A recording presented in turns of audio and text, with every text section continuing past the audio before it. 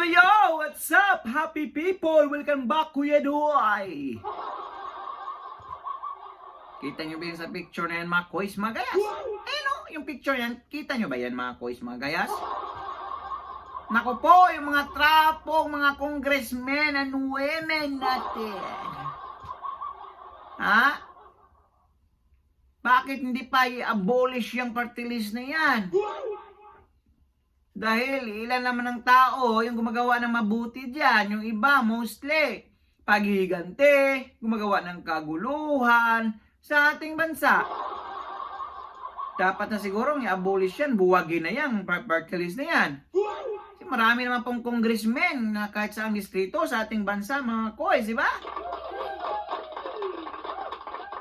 Isang mapagpalang araw, gabi, tanghali po sa ating lahat. Please follow, like, and share, and subscribe, mga koys.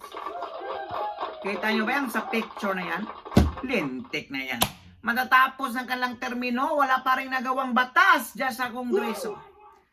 Ano bang ginagawa dyan, mga animal na yan? Paghihiganti lamang. Revenge. Bakit? Napatunayan naman talaga kayo na may kasalanan sa bayan. Napatunayan yun. Kaya nga kayo nakukulong yung parang adiktos.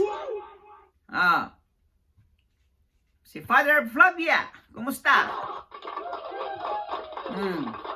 Si Laila, Junel.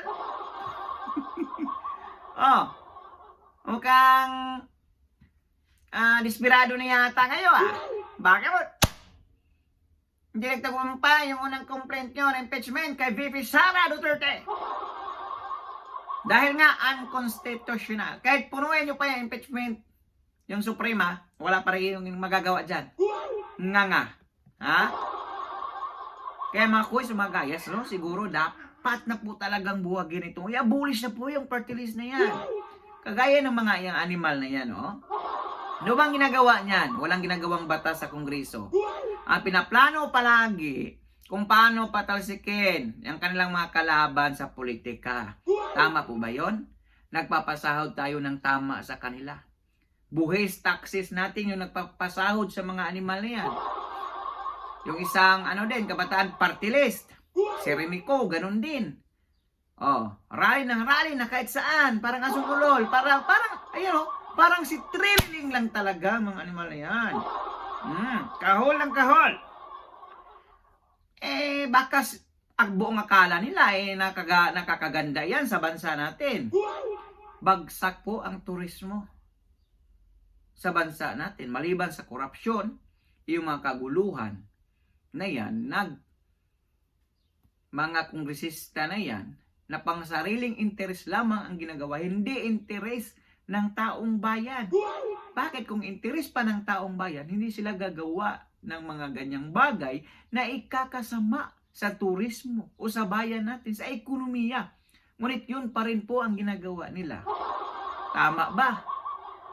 Naibuto nyo yan? Nakakalismaya din naman tong ibang mga Filipino na kahit hindi na pwede. Sa bagay, pag party list lang naman, mga ilang boto. Pag umabot ka ng 200,000 yata na votes, pwede ka na. Basta, pag gusto siguro ng administration, ng pumilit. Bakit? Mayroon din namang Duterte Youth Party List. Panalo yun Ang bayan na bumoto, pero bakit? Hindi nakaupo. Ganun po. Ka-hypocrite yung batas natin ngayon, mga kuis, mga gayas. Dapat po i-abolish na po talaga yung party list na yan, Ito namang si Trililing. An elected official. Tumakbo po sa Caloocan yan. Noong panahon ng eleksyon. Pag may nadaanan niyang mga butante, naku po, parang hindi kilala. Ganun na po sila kabaho, mga kuis, mga gayas. Kagaya niyan, talagang walang magawang kabutihan sa bansa. Sa panahon ni Arroyo, nagkudita ang mga animal na yan. Tapos, wala namang mga vols, walang mga yagba. Sumuko naman. Once na mag-aklas kayo, huwag kayong susuko. Patayan na kanong patayan, sabayan na kung sabayan na. Eh, bakit nagnakaw pa kayo ng kutsara tinidor dyan sa hotel na pinipistuhan nyo? Ha? Langhiya naman kayo. Ha? Militar ka, taong bayan nagpapasahod sa'yo, tapos ganyan ugaling asong ulol? Aba wow, katrililing ka talaga. Ha?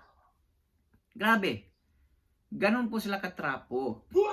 Buti lang po, hindi po ito nanalo dyan sa kaluhukan itong asong ulol ng triling na to. Sa bagay, alam naman kasi ng taong bayan, kahit sino naman talaga na talagang wala po itong gagawing maganda sa ating bayan, mga kuis magayas.